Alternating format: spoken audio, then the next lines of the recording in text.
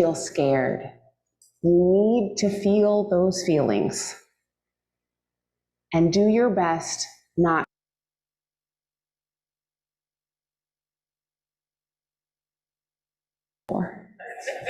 So I'm sure you are with me over the last week and a half or so since the Dobbs decision came down and having these waves of feeling. One of them for me was thinking about all of the people that I love who've had ectopic pregnancies. So where the embryo implants in the fallopian tube instead of the uterus, which is not a viable pregnancy, which can be a life-threatening situation for which abortion is the cure. And how for some of them, had that situation happen now, it would be much harder to access the care they need. And I thought about just the people I know and then all the ripples out to everyone. And I thought about the people for whom the Dobbs decision changed very little, like for the women in South Texas that this activist works with and for, people who are not as lucky and fortunate and privileged as I am to live in a city where abortions are performed, to have the means to access it. People who are on government health insurance, whether that's Medicaid or insurance they get through their service in the military, where abortions are not covered, and on and on. And I thought of this especially one morning this week. My girl child, who's 4, was grumpy, and my spouse said, "Can I give you a hug?" And she said, "No." Which she says a fair amount of the time. And he said, "That's okay, you're in charge of your body." And then there was that voice in my head that was like, but is she? How much is she? How can we make it a world where that is true? So come in the sadness and the scaredness, in the numbness, in the anger, in the rage, in whatever it is. And maybe you've had a great week, and I'm jealous of you, but I'm grateful for that too, because we need the joy to help fuel the rest of it. We can't be only despairing. Whatever it is welcome here. Come, let us worship together.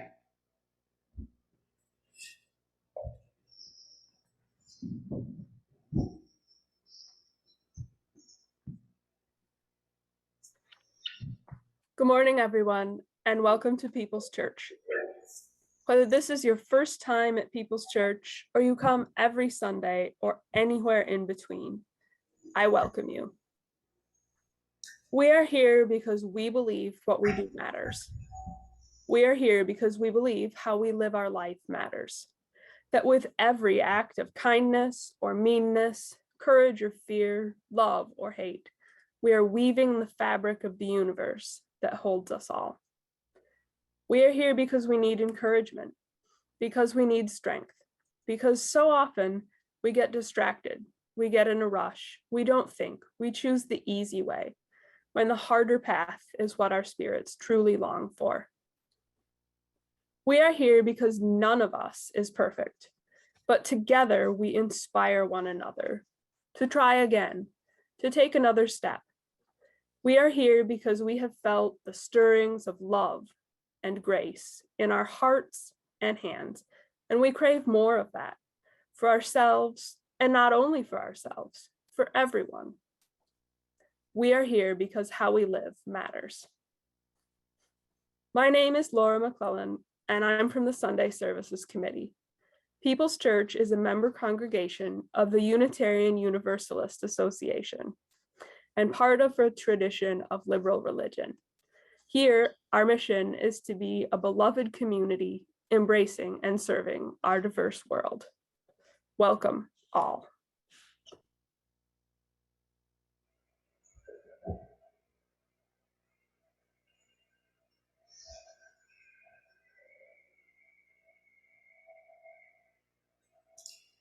As we begin today, I have a few announcements. The first is that after service today, we have the next session of our Inquirers class for newcomers, new members, or anybody else who wants to learn more about People's Church. And I will be attempting to cram UU sources, UU history, and UU principles into an hour. So, or less than an hour, because we're also going to say our names and things like that. So anybody who wants to come is welcome. We'll be meeting outside that way through the door back there. There's a light lunch. Even if you've been here for a while, you can come if you would like. Tonight, we are having a Bike and Build event in the church. So Bike and Build is a group of young adults who are biking across the country and also stopping to work on affordable housing projects. So they are taking a pit stop in Kalamazoo tonight at our church. And at 6:30, they'll be talking some about their work and things like that. And then at 7 p.m., there's a bike rodeo, which I don't entirely know what it is, but it sounds fun, right? So please come. And finally, next Sunday after the service, we're going to have our next congregational conversation. So last time when we gathered, we divided ourselves by age, and then different age groups talked to each other. And this time we're going to divide ourselves by length of time at People's Church, and then divide up and talk across groups. Because I've had a number of rich conversations from people who with different lengths of tenure at the church and how they view the church and what they hope for the future. And there are some differences, although there's definitely overlap. And so instead of talking only to me, we're inviting you to talk to each other. So I hope you come. This week, or this next one, will be kind of half a potluck. So the team putting it on will provide sandwiches and those fixings, but if you could bring a side dish or a dessert or something else to share, that would be lovely. I hope you come. I think it will be a rich conversation. And often we announce things when they're coming up, but we don't always tell you how they went. So 2 weeks ago was Peace and Nature Camp at People's Church, where many of our elementary school age kids were running all over the church grounds for the week. I had to sit in my office and watch people slip and slide and pet baby goats while I had to do work. It was a little bit torturous, but they had a very good time. And so we have a video to share with you all so you can feel that same amount of jealousy and happiness that I felt.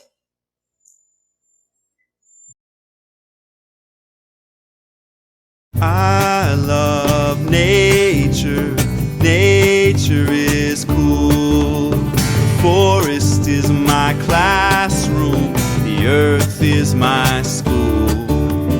Trees are my teachers, animals are my friends, and on this school all life depends.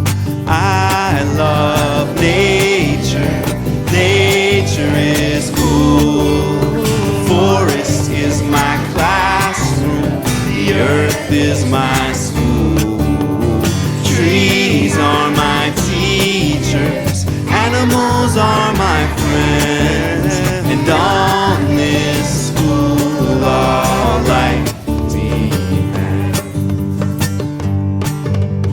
I love all of nature, yes it's true.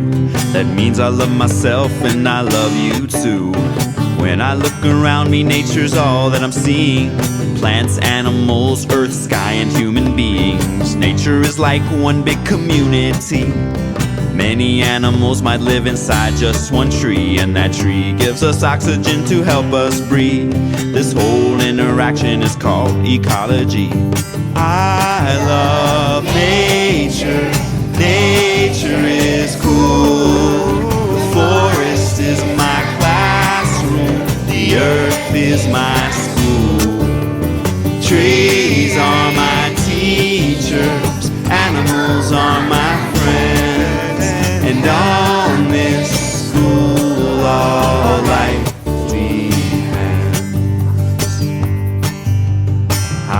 flowers, they are so pretty. I love them in the forest and I love them in the city. And I love mushrooms too, on a pizza or in salad. But my favorite place for mushrooms is right here in this love ballad. I love children and I love H2O. And children who love nature can help the rivers flow by protecting habitats like wetlands and wet meadows. When we work together, we can all help nature grow. So I love nature.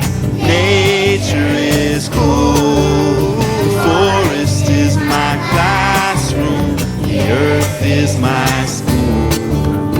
Trees are my teachers. Animals are my friends.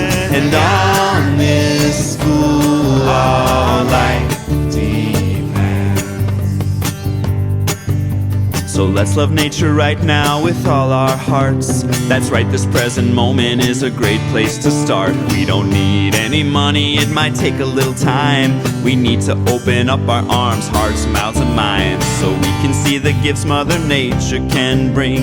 When we learn to appreciate it, it makes us want to sing. And when we are smiling and singing our song, other people hear us and they want to sing along. They sing, I love nature. Nature is cool. The forest is my classroom. The earth is my school. Trees are my teachers. Animals are my friends. And on this school, all life depends.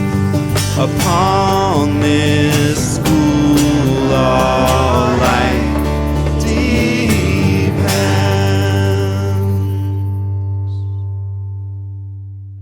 Camp. Thank you to everybody who helped make it possible. And now I invite you to get into whatever posture helps you sing your best for our opening song. The lyrics will be in the video.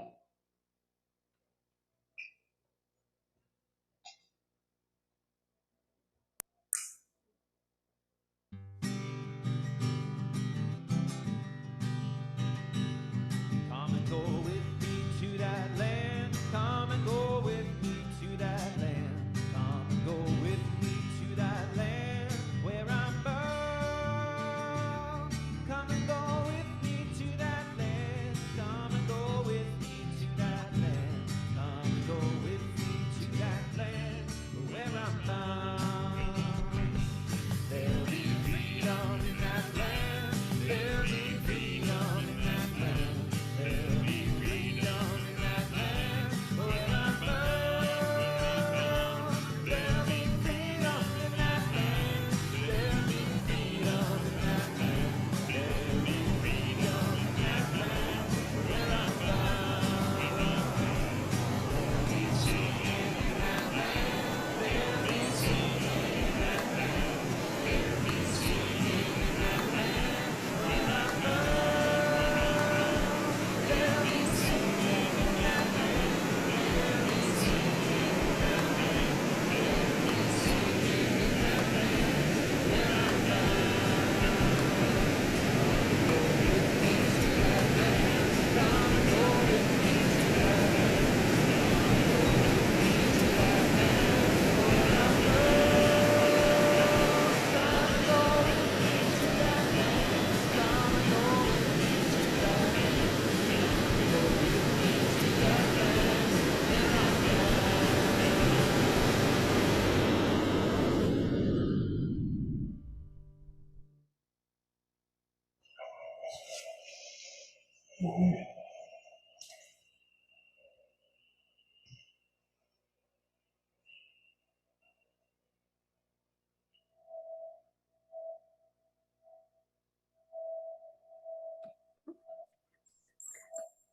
If you're on Zoom, you're invited to type into the chat box, "A chalice is lit," and then wherever you are.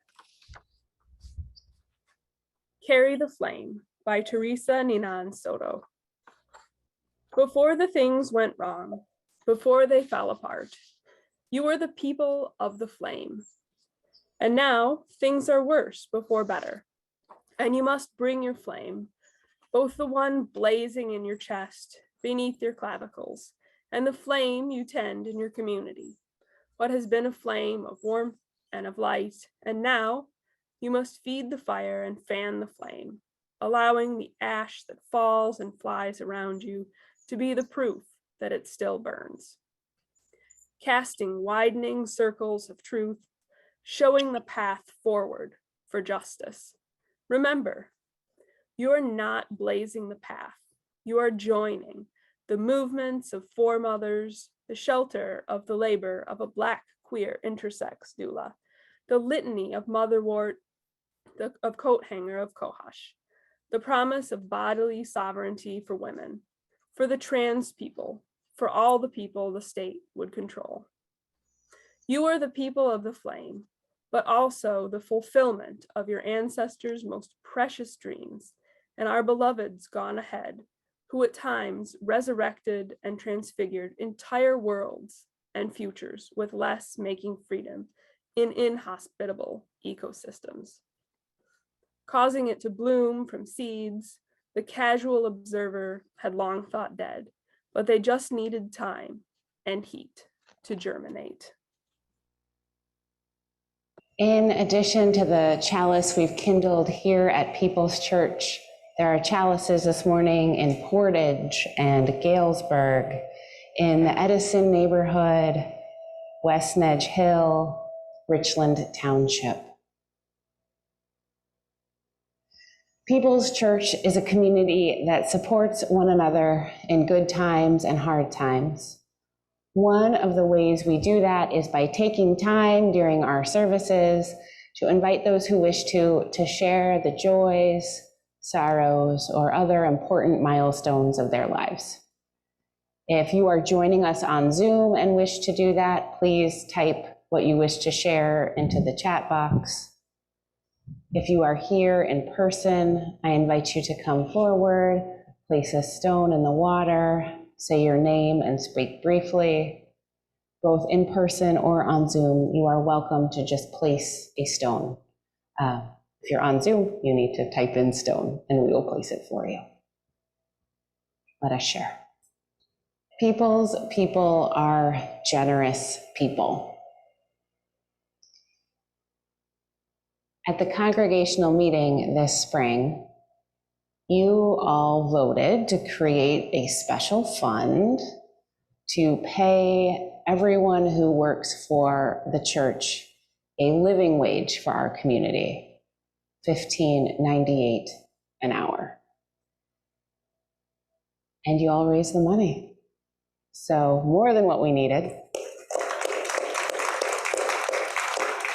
So as of last Friday, June 1st, the beginning of our fiscal year, everyone who works for the church will be paid that living wage. The people who are out there providing childcare right now, the people who will clean up after whatever messes we make today, everyone. You all are living with integrity. And it gives all of us so much more credibility and integrity when we advocate in the world for fairness and justice. So, good work. And now we will ask you to keep being the generous people that you are. The offering will now be received.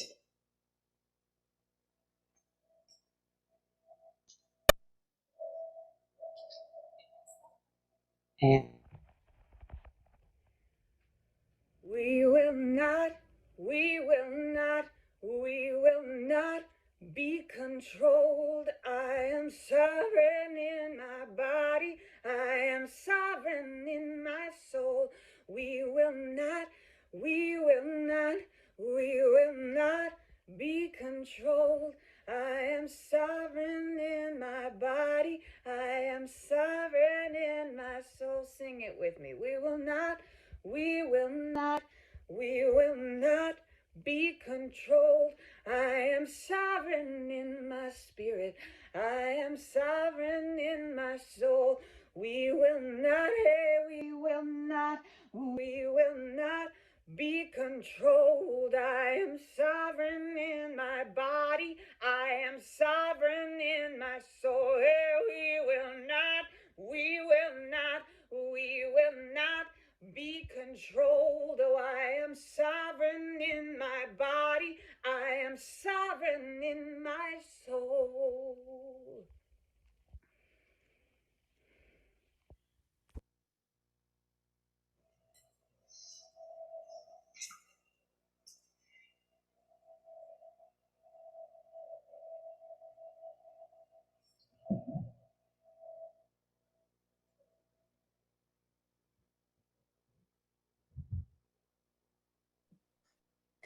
Please join in giving thanks for all that sustains us. For the countless gifts we each have been given, gifts of life and love and sustenance. We bring these small portions to share in the works of love, which none of us can accomplish alone.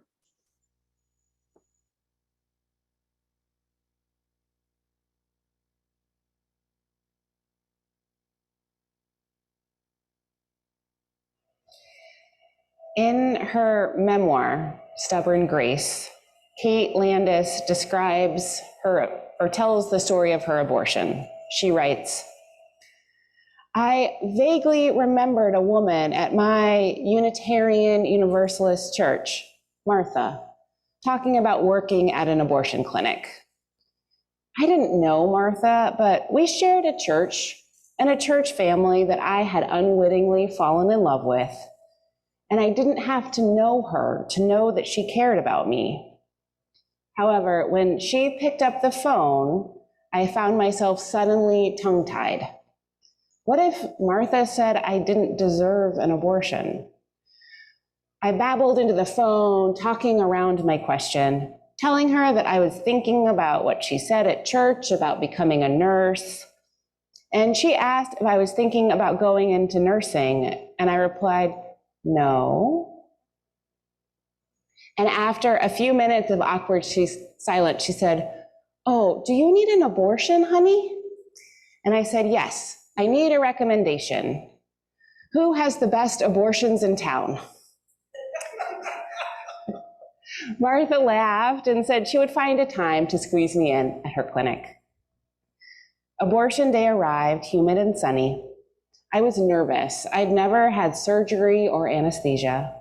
The nurse led me to a waiting room where, sitting in my thin hospital gown, I flipped through magazines next to another silent woman. The woman next to me began to cry. Her hands were clasped tightly in front of her, her curly hair obscuring my view of her face, and she began to sort of moan and rock back and forth. I asked her if she was okay, and she nodded yes, but her cries got louder. I can't believe I'm doing this, she said. This is so messed up. Is someone making you? You don't have to. It's up to you. She laughed bitterly. Up to me. Great, because I've done such a good job with my life so far. I have 2 kids. They're at school. I have to get this done before they get out of school. I called in sick to work, and I better not get fired. She caught her breath, looking at me defensively. I have to do this for my kids. I can barely feed them, keep them in a home. I don't know how I'm going to buy their school supplies. This isn't a choice. I can't have this baby. We'd be on the street. I said I was sorry, and she cried a while longer. Then, catching her breath, she said, the thing is, I know God won't forgive me. It's not a forgivable sin. There are some rules you don't break, so I'll go to hell. I'll go to hell for what I'm doing, but I have to do it. I can't put my kids on the street. Landis continues, I don't know what I replied. Her despair broke my heart. She truly believed she was going to hell for having an abortion. But she would choose hell over hurting her kids. It was beautiful and terrible, this motherly sacrifice. I opened my mouth to comfort her. I wanted to talk about the God I believe in, who created abortion providers because motherhood is a sacred covenant. an agreement that not every pregnant person is in a position to make, that motherhood is a choice and pregnancy is a question. Will you continue towards parenthood? It was wonderful that she wanted to protect her 2 children from poverty by saying no to this pregnancy. But before I formed the words, the nurse called her into the operating room. I never saw her again. I prayed desperately for her in the operating room, still doubting her decision. I prayed for me and for all of the people who have to make decisions about their bodies under enormous social and religious pressure. I prayed that we would be able to hear the wisdom of our own hearts over the tyranny of patriarchal religions, faith that deny the whole personhood of women, that limit their growth and freedom. In the waiting room, I was filled with gratitude for the women and others who worked around me in the clinic, the nurses and aides, administrators and doctors, accountants and custodians who risked social stigma and bodily harm to come to work every day so that I could be free of forced pregnancy. Our Creator has gifted them with enormous bravery and graciousness. This was the first choice I had made independently, by myself and for myself alone. I felt that a rite of passage had occurred. I had come to a fork of the road and chosen a definite direction. I was proud. I turned to my church community to celebrate. I brought Martha a homemade pie the next Sunday morning at church. And when people asked why, I told some of them, the ones I trusted the most. Martha helped me get an abortion. They hugged me. Women shared their own feelings of deep relief. We talked about God and gratitude for our freedom to choose motherhood or not.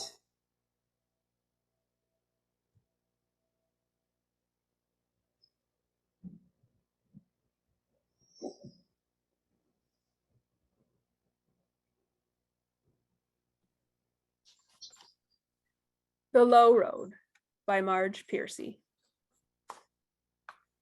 What can they do to you? Whatever they want. They can set you up, they can bust you, they can break your fingers, they can burn your brain with electricity, blur you with drugs till you can't walk, can't remember. They can take your child, wall up your lover. They can do anything you can't stop them from doing. How can you stop them? Alone, you can fight, you can refuse, you can take what revenge you can, but they roll over you. But 2 people fighting back to back can cut through a mob. A snake dancing file can break a cordon. An army can meet an army. 2 people can keep each other sane, can give support, conviction, love, massage, hope, sex. 3 people are a delegation, a committee, a wedge. With 4, you can play bridge and start an organization. With 6, you can rent a whole house, eat pie for dinner with no seconds, and hold a fundraising party. A dozen make a demonstration. 100 fill a hall. 1,000 have solidarity and your own newsletter. 10,000 power and your own paper. 100,000 your own media. 10 million your own country. It goes on one at a time. It starts when you care to act. It starts when you do it again and they said no. It starts when you say we and know who you mean. And each day you mean one more.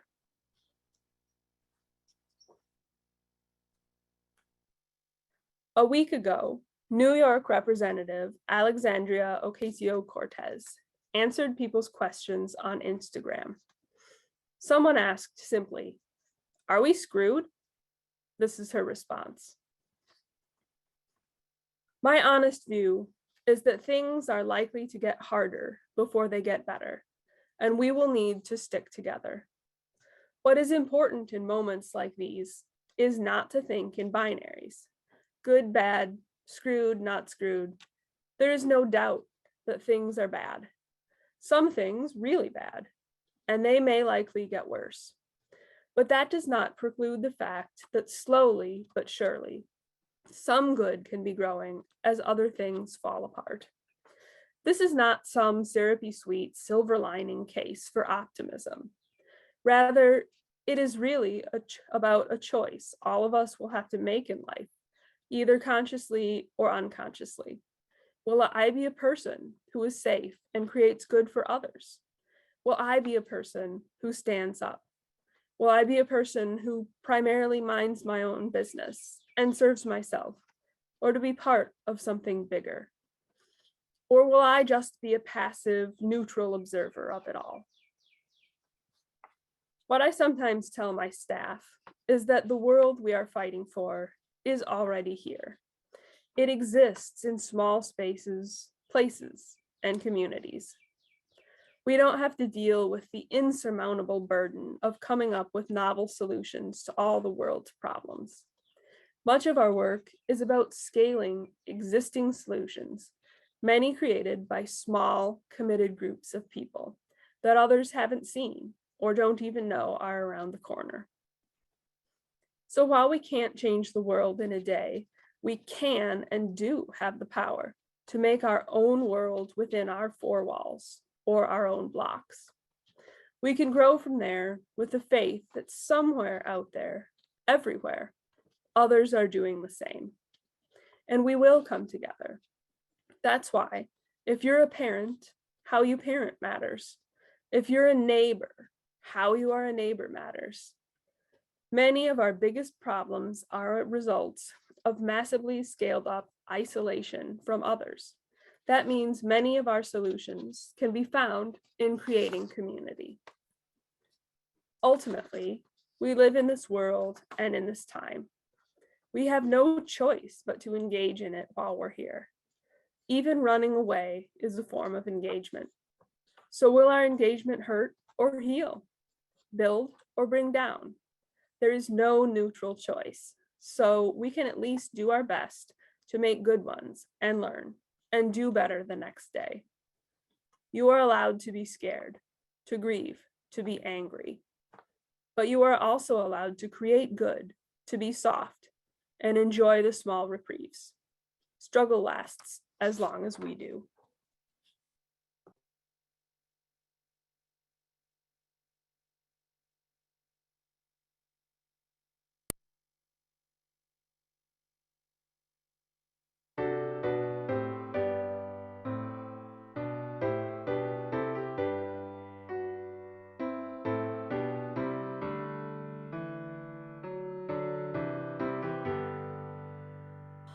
Though I may speak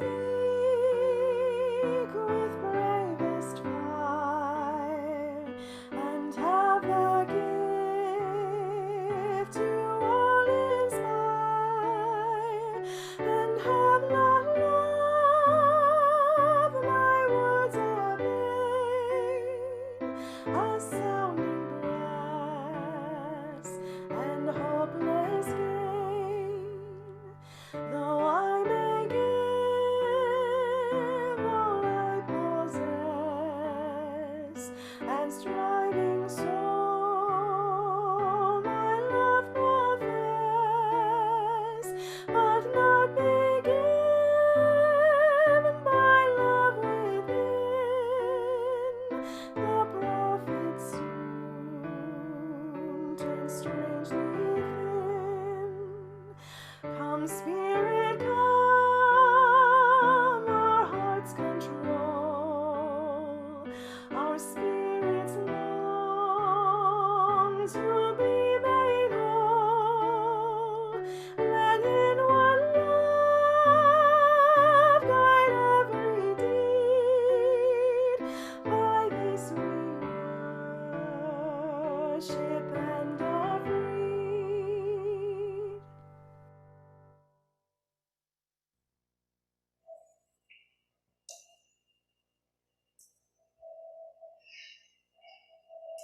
We feared this was coming. We saw the leaks and the composition of the courts, and it came. Roe versus Wade has been overturned, and abortion is no longer a constitutional guarantee.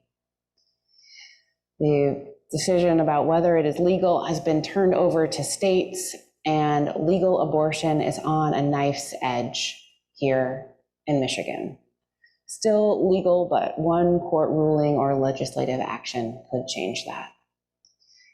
There's so much to say, so much sadness and scaredness, so much worry about what will come next. And today I'm focusing on just a few things: theology and action. Theology is what I can speak about with authority, and others are speaking and writing with so much more authority about from personal experience or policy or politics or public health. So listen to them too. This is a conversation, and this is the piece I feel I can add. First, I don't know if you've heard these news reports, but when they say that overturning Roe versus Wade is a victory for religious people, I want to smash whatever it is that sound is coming out of. It makes me so angry. Because I am religious, and we are religious, and so many other communities and congregations and individuals who are religious believe that the access to safe and legal abortion is part of our religious commitment. That the overturning of Roe versus Wade is a violation of our freedom of religion and our religious practice. As Unitarian Universalists, we believe that people should be able to access abortion safely if they so choose. This is a profound commitment that comes out of some of the deepest tenets from the beginning of Unitarianism. So one of the most sacred ideas in the Unitarian side of our religious heritage is that individuals have the authority to make decisions for themselves about what they believe and how they act in the world. The language in our current principles for this includes the free and responsible search for truth and meaning, and the right of conscience. But these ideas are much older than that language that was adopted a generation ago. We make up our own minds about what we know to be true, whether that's about the existence of God or the nature of God or what happens after death or what we should do if we are pregnant. Unitarian martyrs have died for the right to question, wonder, explore, and come to our own conclusions about the most important questions in our lives. To remove that right of conscience from individuals, that power to answer the question that is pregnancy from individuals who are pregnant, the women, the trans folks, the non-binary folk, and give that decision-making authority to the states is a violation of our faith. It violates our religion as Unitarian Universalists. We affirm and promote the right of conscience, and in certain circumstances, that was just abolished. And there are plenty of other reasons to oppose the recent decision. I'm not saying this is only or even should be primary. There's the reality that it won't stop abortions, but will just make them much more dangerous, and people will die. To the constitutional arguments and what overturning will do to all of the precedents that are rooted in that right of privacy, which is terrifying.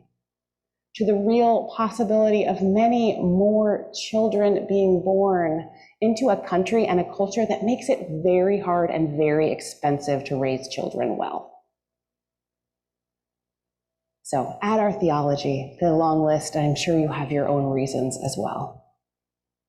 Another theological piece that always comes up in debates about abortion is, when does life begin? And science has some answers to this question, but we know it's kind of on a spectrum. when life starts, and there's lots of points where people could pick. And most of the discussions about this that are in regards to abortion are about faith and not about science. Let's be real about that. And there is no one religious understanding of when life starts, when a zygote or embryo or fetus becomes its own life, independent from the person whose uterus it is inside. There's no single Unitarian Universalist answer to this question that I can hand you all today, because we have very few of those. But our roots as a tradition are within Protestantism. And our religious ancestors, along with the religious ancestors of most Protestants, including some of the loudest voices for the idea that life begins at conception, believe that life begins at the moment of quickening, which is, we don't talk about that much anymore, but that's the moment when the gestational parent can feel the fetus move. It usually happens about halfway through a pregnancy, 4 or 5 months after conception. And for me, personally, this definition feels true. I felt those quickenings in the pregnancies that I carried to term, and they were powerful moments of connection and overwhelm. When I felt the fetuses that are now my children move independently of me, I knew in my bones, oh, this is a whole other being with their own plans, especially the one who loved to dance in the middle of the night. That they are still dependent on me, but also becoming separate in some kind of way. And it was a holy moment, and was so much more tangible to me than conception. Conception is usually only confirmed, I mean, if it's depending on how you conceive, and that's for adult owl class, maybe not necessarily this moment.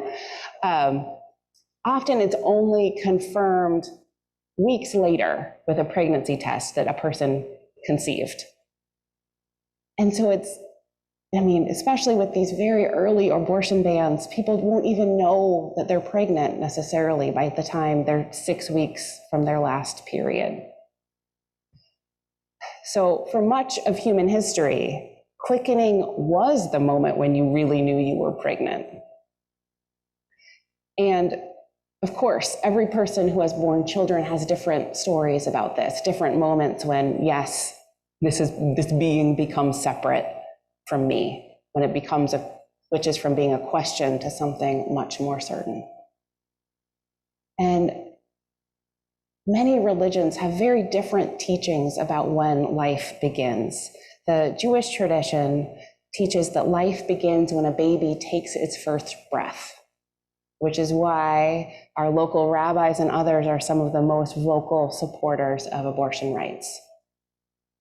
So it's not, you have to breathe to be alive. Life comes with breath, and the word for breath in Hebrew also translates as wind and spirit. So that is when the spirit comes into the being, which is beautiful. On my way into ministry, I spent a year working as a hospital chaplain at a hospital with a high-risk birth center. And so there was, such a wide range of understandings of what babies and fetuses were and how we would celebrate or mourn them depending on outcomes. Some folks would want full funerals for stillbirths, and others wouldn't do that unless the baby lived for a certain amount of time. A lot of my work was listening to how people understood their fetus or baby and helping the staff be able to support them in alignment with their own beliefs, in alignment with the couple or the individual's belief. And there was one family that I will never forget, in part because they were Hindu and they were in the hospital on Christmas and wanted to give Christmas gifts to everybody in the hospital, which I was so delighted by, because they knew it was important for everybody who was working. But they did not believe that a baby was a person, and the words are so hard, I don't know how to, what life did not begin until 40 days after birth was their understanding, which is not actually common in Hinduism, but was what this family understood. And so when they had this baby born premature, I had to help the staff understand, okay, they're not acting the way other families might because this is what they believe about this being and its status in the world, right? Because it's all so complicated and different. And who are any of us to say something is wrong? And who are any of us to legislate based on these ideas about when life starts? So all of this to say there's no one religious view of when life begins. The idea that life begins at conception is deeply rooted in Catholic theology, but many other religions have very different ideas, and those who are of other traditions and claim life begins at conception are probably not very well rooted in their own tradition, which I don't think is a useful argument, but you can kind of feel smug about it if you want to say, I know more about Protestant theology of this than you do. I don't think you'd win any friends, but sometimes it's nice to just note things to yourself. So there's no one religious perspective, and anyone claiming otherwise is doing it wrong. That's not how this works. So now the action piece. Now what? What do we do with these in our new reality?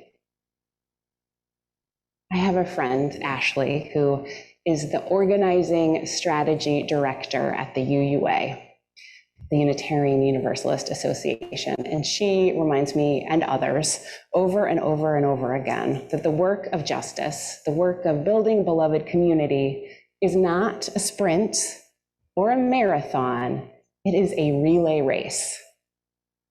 So I know maybe not all of you get as into track every 4 years when the Olympics come as I do. So a relay race, there's usually a team of 4 runners and they carry a baton and each one does some distance and then they hand it off and they rest and the baton is carried forward by the next person and the next person and the next person. We all need to take our turns carrying the baton, but none of us are running the whole race ourselves. We take our shifts. And some of us are so deep already in our work to build the beloved community that we can't take on more right now. We see you and we honor you, people who are helping resettle refugee families, people who are giving so much of their lives to climate activism, people who are parenting young children, people who are focusing on your own healing and wholeness in this impossibly challenging time. People for whom the work of being human right now is all that you can manage, and that is enough, because staying here and staying in it is enough in some seasons. Keep doing what you're doing. Trust that it is someone else's time to take up the baton on this bit of work. We need all of us to be long haul people in this. So stay in it, do what you need to do to take your breaks and keep going. And if you have capacity, I have some ideas for those of you. Here are some small important things you can do. So I say this a lot, but it's always true. The way we make our values real is by organizing people and organizing money. There are ways to do both. So first, signature gathering is continuing for just a few more days for the Michigan Right to Reproductive Freedom Initiative. And if enough signatures are collected, voters in Michigan will have the opportunity to vote to amend the state constitution to guarantee the right to abortion. This is a big deal. So if you haven't signed it yet and you would like to, there is a rally tomorrow at 1 p.m. at Bronson Park.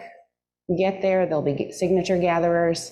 If that doesn't work for you, let me know and I can put you in contact with some folks who are circulating petitions. We've had a few people who couldn't travel or couldn't make things, and I have sent individuals to knock on people's doors to say, here, I'm here to sign. So if that's what you need. And we know that getting it on the ballot is not the end of this project, unfortunately.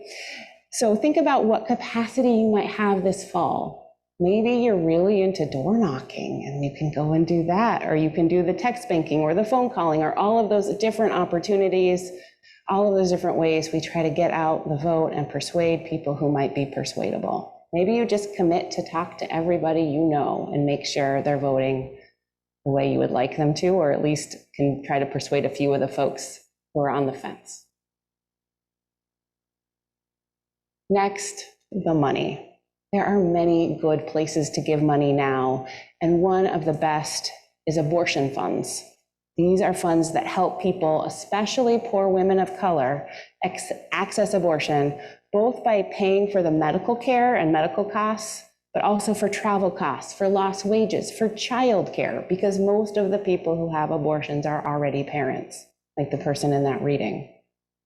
And anything else that somebody might need, especially with abortion becoming harder to access in places. If people need to travel across state lines and there's waiting periods and all of that, it's thousands of dollars in addition to whatever the medical costs are.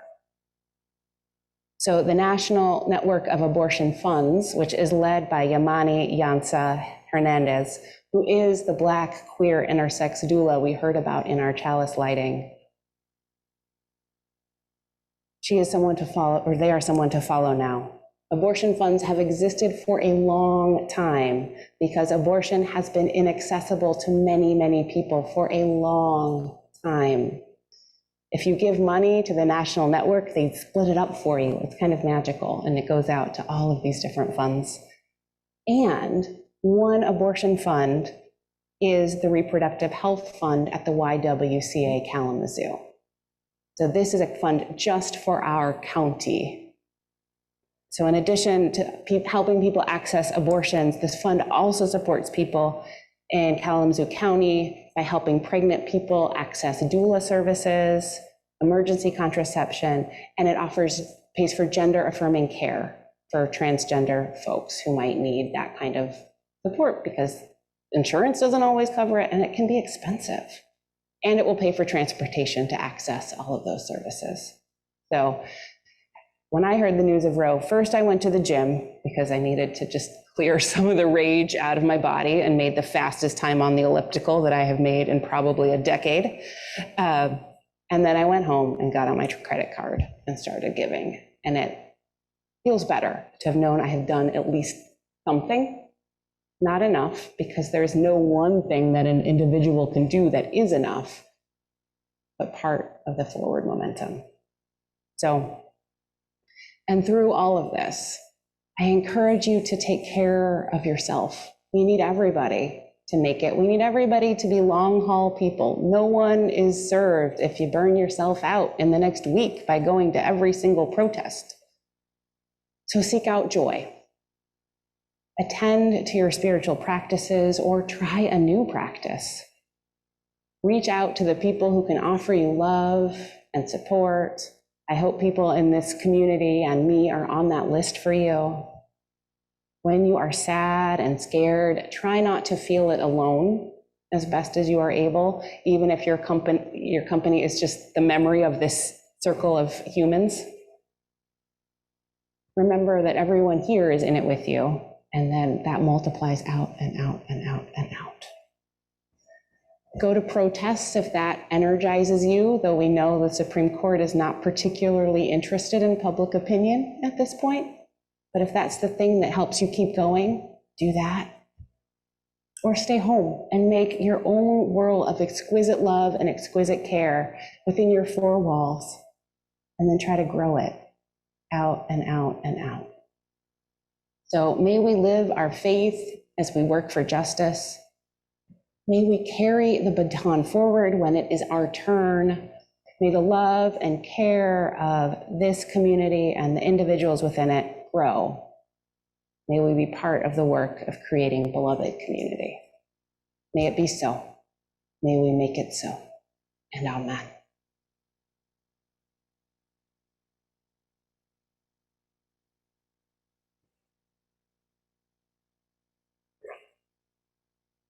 So instead of doing inviting people to take the microphone and share, as is usually our practice in summer services.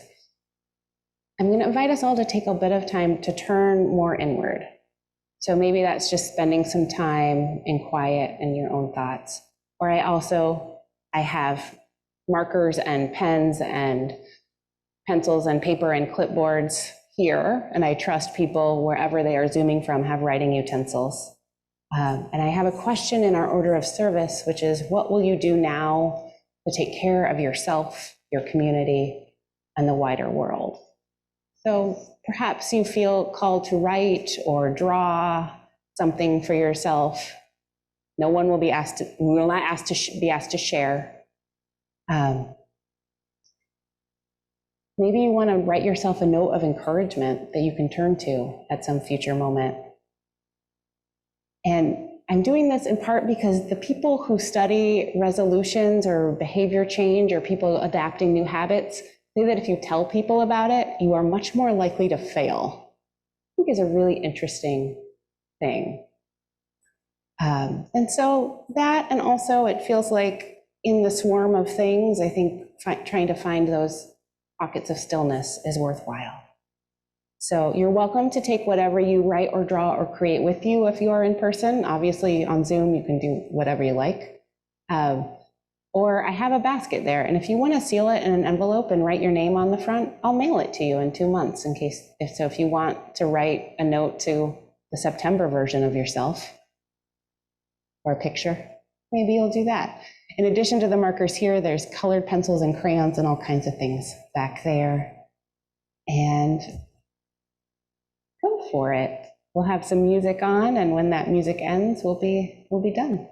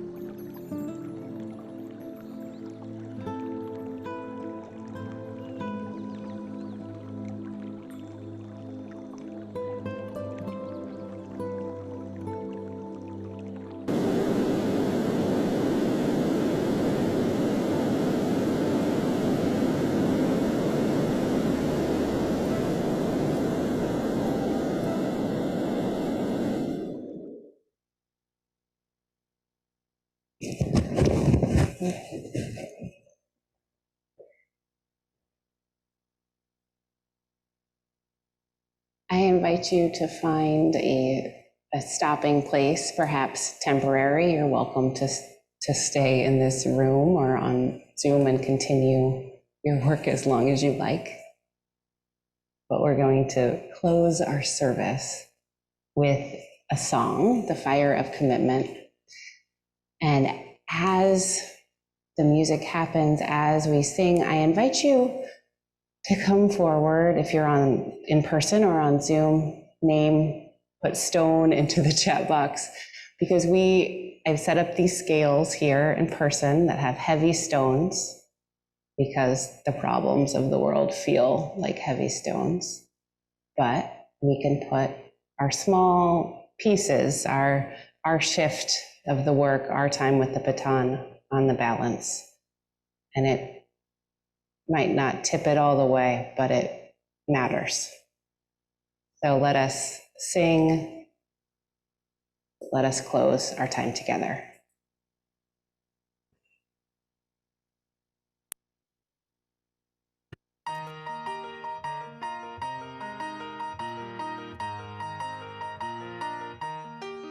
From the light of days remembered burns a beacon bright and clear, guiding hands and hearts and spirits into faith set free from fear.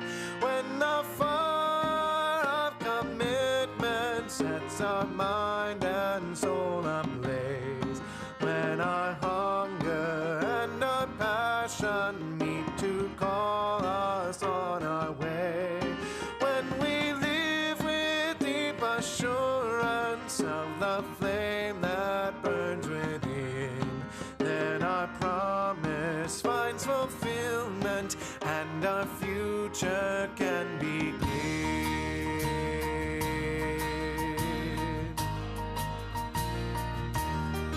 From the stories of our living rings a song both brave and free, calling pilgrims still to witness to the life of liberty. When the fire of commitment sets our mind and soul ablaze, when our hunger and our passion meet to call us on our way, when we live with deep assurance of the flame that burns within, then our promise finds fulfillment and our future can begin.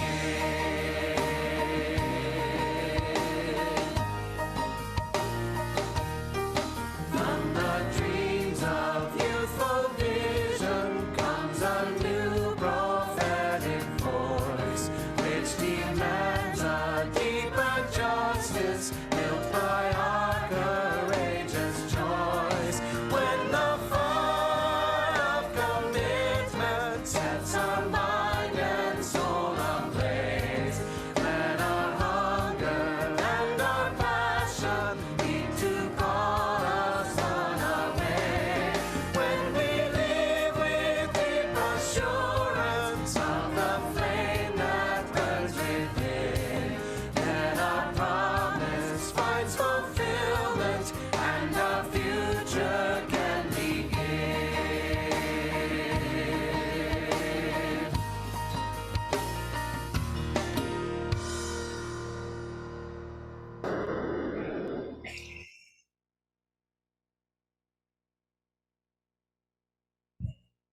So here is our balance scale.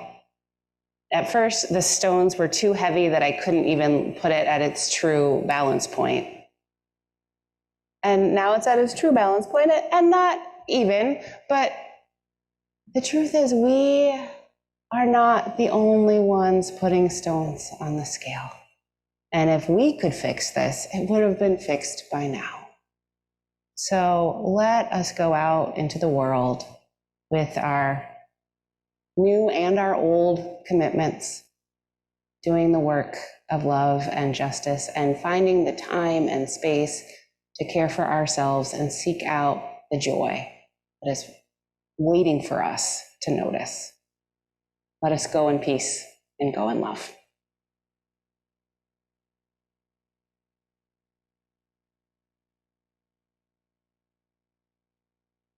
Make a plan for the postlude. So the ending will be the sound of people doing what they're doing.